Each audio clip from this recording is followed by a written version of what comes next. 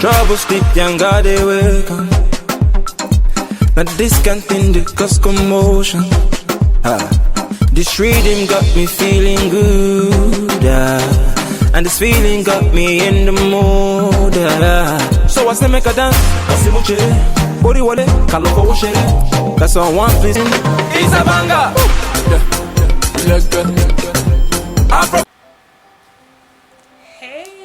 Hey guys, welcome back to my channel. I don't even know what to call this right now, but I'm sure there is a title before you clicked on it. So for clarification, this is the title of this because I don't know what I'm going to call this, but I have been contemplating making these kinds of videos on my channel. I've decided to talk about sex a lot on my channel because going by my views and going by what people want to see, I think people want me to talk about sex. Now I want to go beyond talking about the physical part of sex and go deep on, you know, self-discovery and spirituality of sex. Now before I dabble into that, if you're new here, welcome. This is the one and only original Nigerian chick. I make lifestyle street talking videos and pretty much anything that interests me, including food recipes, reviews, hauls. I also do crime stories, and if you are my regular subscriber, thank you so much for watching. You're the real MVP. And if you want to be getting a lot of my videos anytime I post, because I'll be posting videos from now on 3 to 4 times a week, depending on how busy I am. YouTube is not my full-time job, so I do other things besides posting videos on YouTube, but YouTube is my passion, and I am willing to grow this channel to the best it can be. So yeah, so if these kinds of videos are your thing, please give it a thumbs up. Please subscribe to this channel for more exciting content.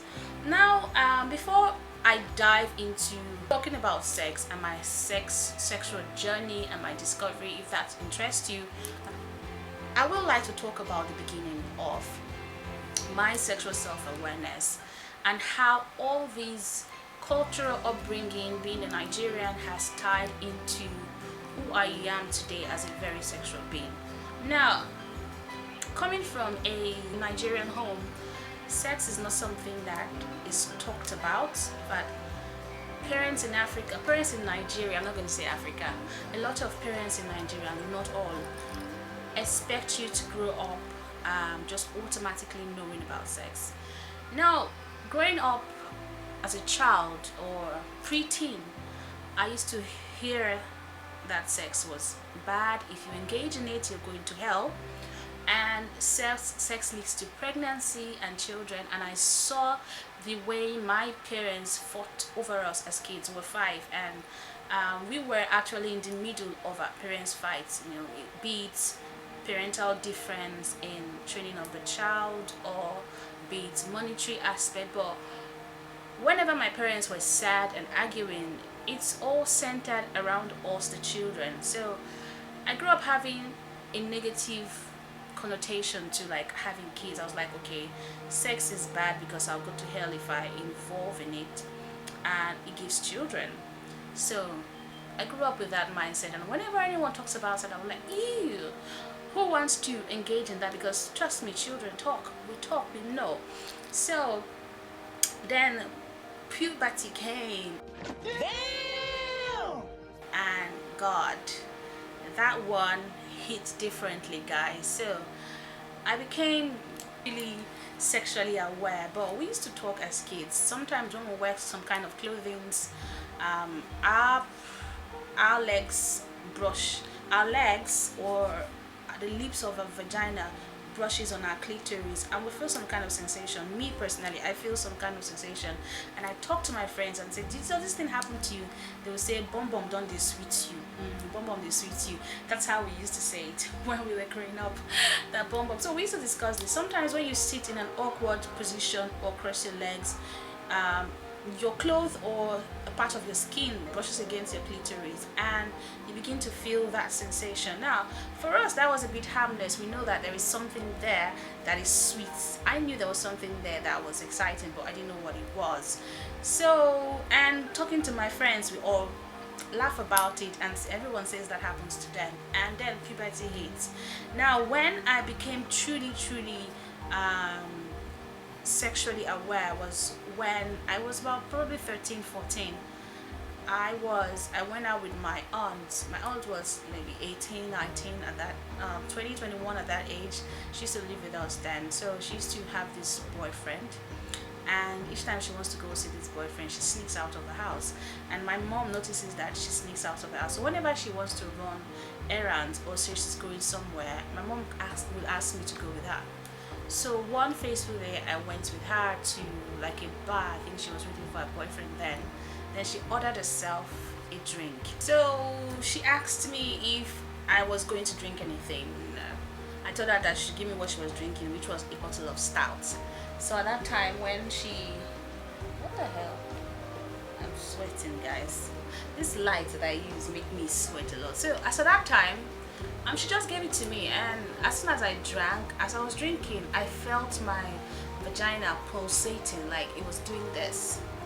So I told her, I was like, auntie, see what's happening to me. Why is my kidney doing me like this? And she was like, how is it doing you? Say it again. And she just burst out laughing. She was just laughing. I was curious, like, what's funny about it? This is what my body is doing to me right now. And that was the first time I experienced that. She was like, okay, you're not drinking no alcohol anymore. Take that alcohol. She took it away from me and threw it away. And I became really curious after that. So I told a group of friends. I had this group of friends back in secondary school.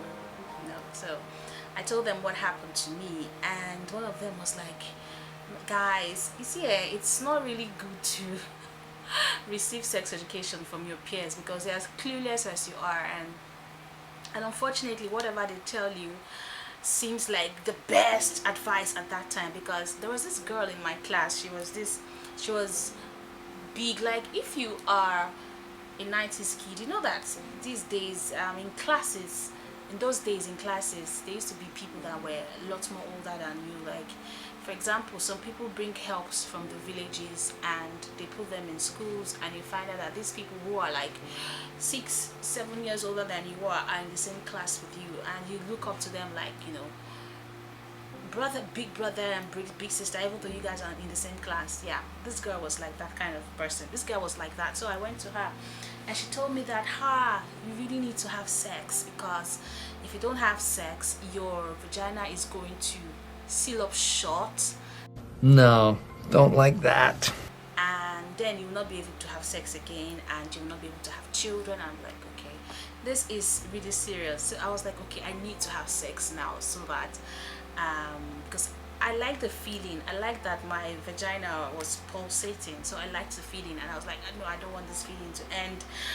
I must have sex. So there was this particular guy that was, we're friendly, we're close, and she was like, I'm going to tell him so both of you will have sex. I was like, no, don't do that. He's just my friend. I never thought about sex with him, and truly I never did thought about sex with him or think about sex with him. So I don't know what she told him, and the next day this boy avoided me. He called me all sorts of names. He said I was a demon, I was a prostitute, I was going to hell, I was, a lot of Nigerians are deeply spiritual, so I was called all sorts of names for something I knew nothing about. So I called her and I asked her, what was it you told him? She then told me that she told him I said I wanted to have sex with him. I said, No, God! No! No, I never said that. So I didn't have any time to explain to that guy what had happened, but he just avoided me, and that was it. So I then turned into pornography to learn about sex and my body. Why? Because there was nobody really educating me. Everyone was either giving me wrong education or putting me in trouble or making it too awkward for me to talk about. So I turned into pornography, and that was the worst thing I did for myself sexually. Now, watching this pornography, I was watching it with the intent to know about my body, to know what sex was. Well, it ended up not teaching me really about sex. It ended up teaching me skills to have sex, teach me how to explore myself sexually from the inside.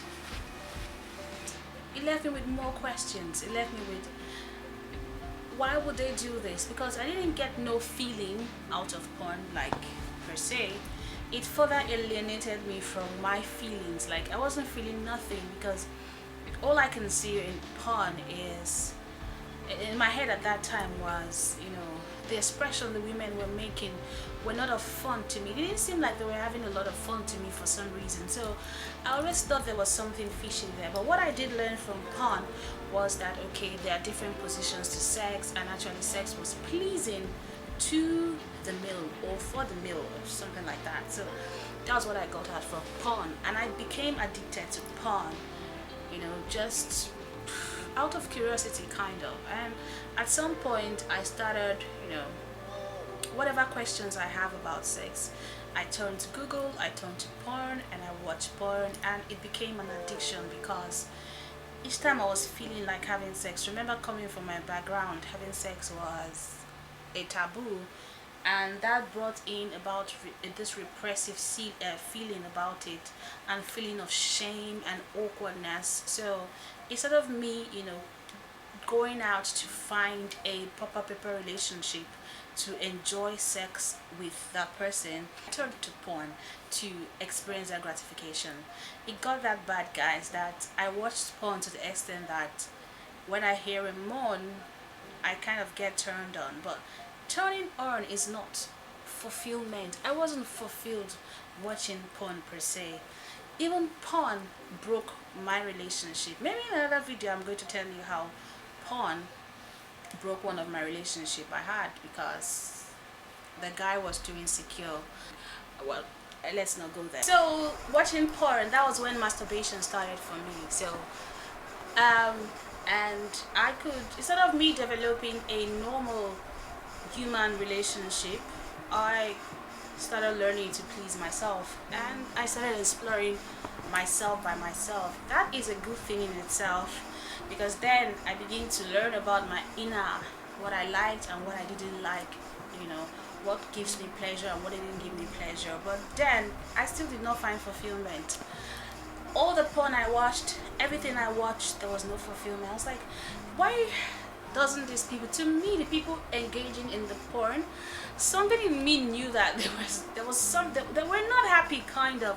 They were just expressing some skills which I practice, sexual skills which I practice. I found out that those skills were actually giving my partner pleasure, but the pleasure wasn't for me. That was when I learned to become a giver. Now I am a giver, not because, but for now I enjoy sex, yes, but then I used to be like, oh, sex is really probably not for me. I'm asexual. I don't get that fulfillment everybody gets from sex. I see the eyes of my partner and they look pretty much satisfied. I mean, I've had bomb partners that can get any woman off, but because I had these internal issues with sex, I did not know the value of sex. I was just having sex because, man, that was what I was meant to do as a woman. So it didn't feel fulfillment. It didn't feel like fulfillment. I didn't feel fulfilled about it. I came but then, yeah, inside of me, they were like, maybe some of them would just go off to sleep because they're exhausted after sex. I'll be like, whoa, okay, was it that good? Like, what the hell is happening? So that spurred me to seek answers, because some of these poets, a lot of people have written a lot of books about sex, and I see the way they glorify sex. Some of them said it's very transcending, it gets you into another realm, which is true. There are other layers of sexual pleasure, yeah, and I was willing to find this other area of sexual pleasure. So yeah, it happened like that until in my early 20s, when I learned that, just like wrestling, porn was fake. And yeah, that was what stopped me from actually watching porn.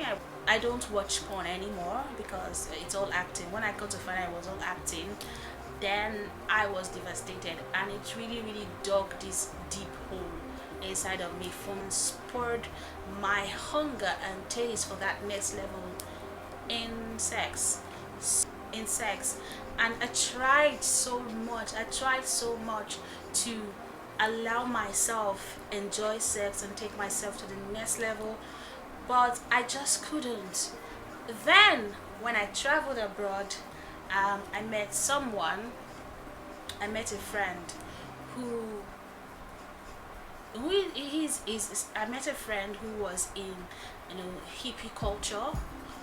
Like, he takes psychedelic drugs, he's into spirituality and all this kind of stuff. And one time during an acid trip, we took psychedelic mushroom. I took mushroom, and yeah, the trip I had was something I never had before. Like, it's like I was going to this earth, there is another layer of earth.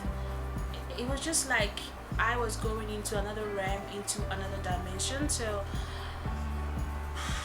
I've never felt that way, but I'm too scared to do mushrooms on my own. If I can lay my hands on them, yes, but I'm too scared to do it on my own right now, because where I went to, I don't think I have ever been there, and it showed me that there are possibilities.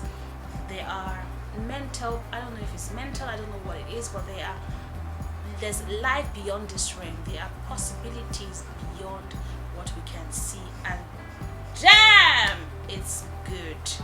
It was good. So I began to open my eyes. It opened my world into several possibilities, into several into several states of enjoyment. And fortunately for me, it opened me sexually, and it began to show me where my problems were coming from, my inabilities to enjoy sex, my inabilities to allow myself to be pleased. And I found that it came from my background, because from childhood I associated sex with, everything bad. So it actually affected me into my adulthood, and I had to make conscious effort to break that circle and allow myself the enjoyment that I am due for.